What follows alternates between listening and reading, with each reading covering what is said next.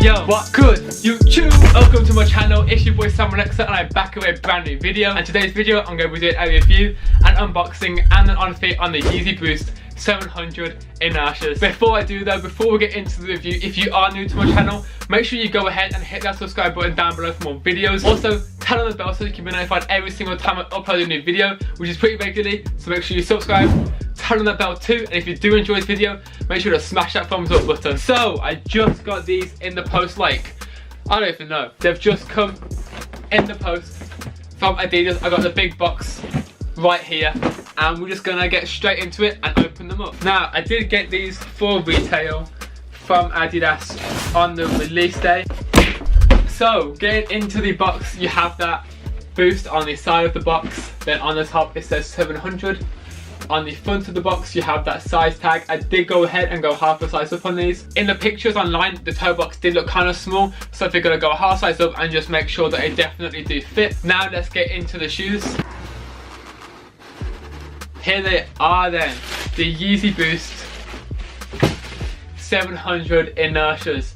This colorway is so clean in person. These shades of grey are much like different from each other in person, I guess you could say. Online it kind of does all blend into one, but having them in person now, like, some of these grey look almost blue.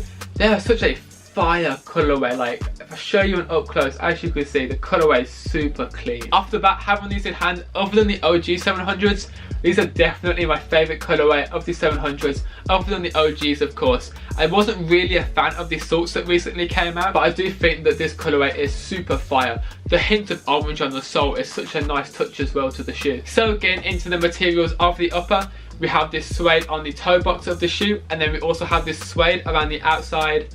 This nice panel right here, so we have suede at the front. I think these types of suede are different. I think this is a different material to the front, which is a nice contrast. There's lots of little details on these. It's not until you get them in hand that you can see just how much like detail there is to this shoe. The suede toe box on this pair kind of looks like the same colour blue that also looked like grey as the Calabasas Adidas, where you couldn't really tell if it was grey or if it was blue. It looks like the same kind of colour as that on the toe box. I think by itself it does look grey, but because the rest of the shoe is so much greyer, it makes it look kind of blue. So for me personally, my favourite part on the shoe, other than the colourway, is these bits right here. The way that it shines, I think it's really cool, because the shoe, it's not bland.